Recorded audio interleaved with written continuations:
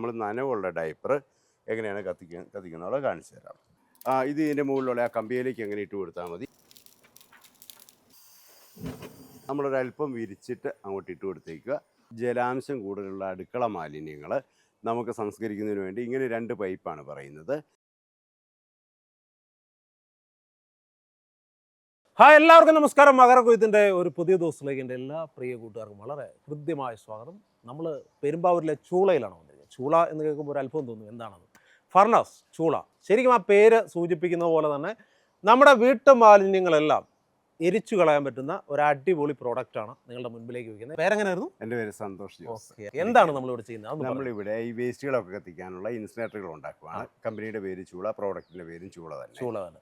ഇത് എറണാകുളം പെരുമ്പാവൂരിനടുത്ത് നെല്ലിമുളം എന്ന് പറഞ്ഞ സ്ഥലത്താണ്. ചെറിയ വിലയാണ് ഇവിടെയുള്ള പ്രോഡക്റ്റുകൾക്കെല്ലാം ഉള്ളത്. വളരെ കാര്യക്ഷമമാണ്, നന്നായിട്ട് തന്നെ പ്രവർത്തിക്കും. ചെറിയ വീടുകളിലേക്കൊക്കെ ആണെങ്കിൽ അധികം ഡയപ്പർ ഒന്നും ഇല്ലെങ്കിൽ ഈ ചെറിയ പ്രോഡക്റ്റ് മതിയാകും. ഇതിൻ്റെ വില 6400. ഡയപ്പറൊക്കെ ഉണ്ടെങ്കിൽ ഇത് ഉപയോഗിക്കാൻ കൊള്ളാം. 7900, പിന്നെ 9150. ഇത് കൂടുതൽ ഡയപ്പർ കാര്യങ്ങളൊക്കെ ഉള്ളവർക്ക് വേണ്ടിയുള്ളതാണ്.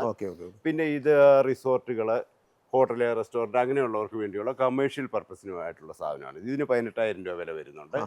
പിന്നെ അതുപോലെ നമുക്ക് വീടുകളോട് ചേർന്ന് മറ്റു വീടുകളൊക്കെ ഉണ്ടെങ്കിൽ പുക പ്രശ്നമാവും. അങ്ങനെയുള്ളവർക്ക് വേണ്ടി ഇങ്ങനെ കുഴലുള്ള മോഡലാണ് കൊടുക്കുന്നത്. ഇതിൻ്റെ പ്രോഡക്റ്റ് വില 10650.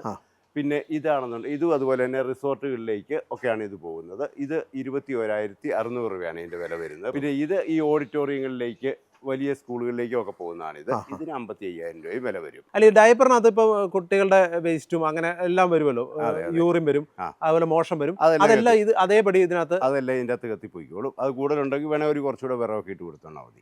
നമ്മൾ കത്തിക്കാൻ നേരത്ത് ആദ്യം തന്നെ ഈ അടപ്പ് തുറന്ന് മാറ്റി വയ്ക്കുക. അതിനുശേഷം നമുക്ക് ഈ ഡോറും വെച്ച് മാറ്റാവുന്നതാണ്. അതിനുശേഷം നമുക്ക് ഇതിൻ്റെ അകത്ത് ഇങ്ങനെ കരിയിലയോ അതുപോലെ തന്നെ വിറക് ഇങ്ങനെയുള്ള സാധനങ്ങളൊക്കെ ഇട്ട് വിടാൻ പറ്റും.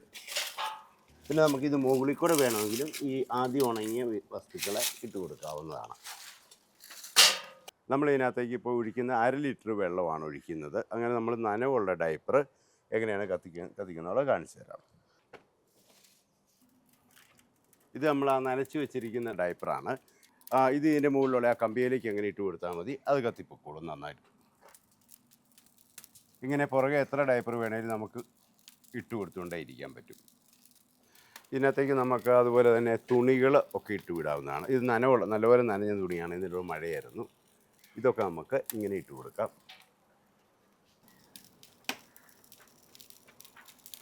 മൊത്തം കത്തിപ്പോയി കേട്ടോ. അത് കത്തിപ്പോകും.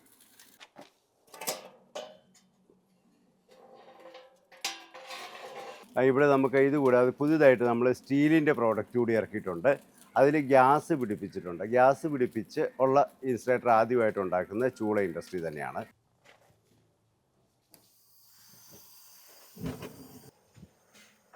ഇനി നമുക്ക് ഇതിൻ്റെ അകത്ത് ഡയപ്പറുകളൊക്കെ നനവുള്ളത് ഇടാവുന്നതാണ്.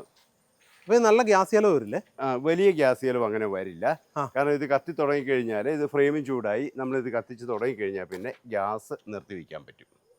ഈ ഡയപ്പർ ഇടുന്നത് ഇങ്ങനെയാണ്. നമ്മളൊരല്പം വിരിച്ചിട്ട് അങ്ങോട്ട് ഇട്ട് കൊടുത്തേക്കുക.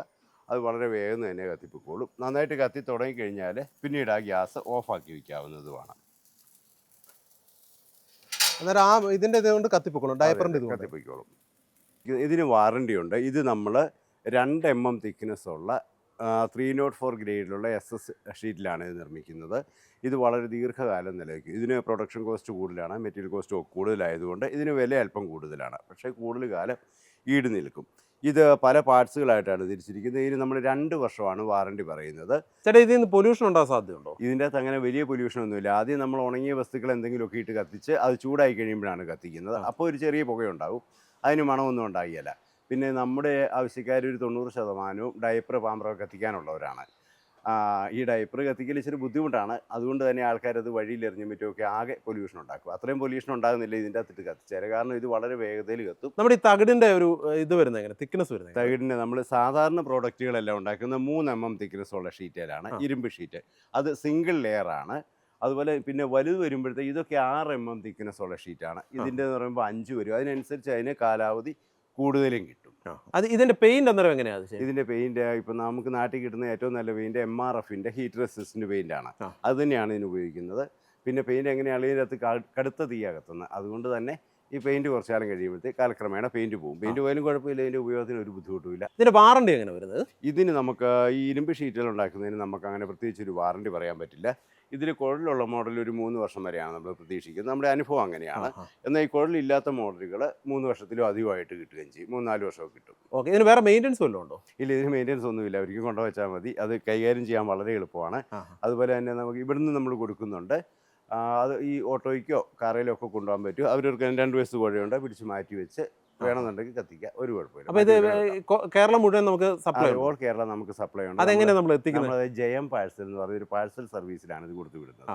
അവർ കേരളത്തിൽ എല്ലായിടത്തും എത്തിക്കുന്നുണ്ട്. അതുകൂടാതെ കണ്ട് നമ്മൾ തമിഴ്നാട്, കർണാടക ഈ പ്രദേശങ്ങളിലൊക്കെ നഗരങ്ങളിലേക്ക് കൊടുക്കുന്നുണ്ട്. ചൂളയ്ക്കകത്ത് കത്താത്ത ജലാംശം കൂടുതലുള്ള അടുക്കള മാലിന്യങ്ങൾ നമുക്ക് സംസ്കരിക്കുന്നതിന് വേണ്ടി ഇങ്ങനെ 2 പൈപ്പാണ് പറയുന്നത്.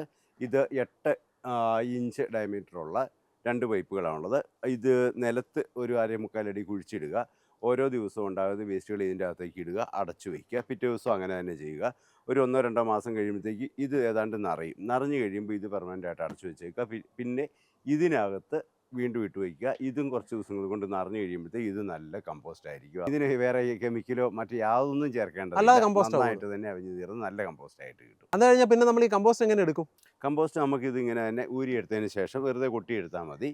അപ്പോൾ കമ്പോസ്റ്റ് പുറത്തേക്ക് വരും. ഇത് നമ്മൾ ചെയ്തു കൊടുക്കുന്നതാണോ, അതായത് നമ്മളൊരു ആശയം പറഞ്ഞതാണോ? അല്ല, ഇത് നമ്മൾ ഇവിടുന്ന് കൊടുക്കുന്നുണ്ട്. ഇതിൻ്റെ വില പാഴ്സൽ ചാർജ് അടക്കം 1500 രൂപയാണ്. ഇത് 2 എണ്ണം അടങ്ങുന്ന ഒരു യൂണിറ്റിൻ്റെ, ഈ 2 പൈപ്പ് അല്ലേ? അപ്പോൾ അങ്ങനെ എല്ലാ വിശേഷങ്ങളും നിറഞ്ഞ നല്ലൊരു എപ്പിസോഡാണ് നിങ്ങളുടെ മുൻപിലേക്ക് വെക്കാൻ കഴിഞ്ഞതെന്ന് വിശ്വസിക്കുന്നു. വീണ്ടും ഇതുപോലുള്ള നല്ല കാഴ്ചകളുമായി കാണാം എന്ന ശുഭാപ്തി വിശ്വാസത്തോടെ വിടവാങ്ങുന്നു. Jobin K Mani, shining up from മകരക്കൊയ്ത്ത്. Okay, thank U.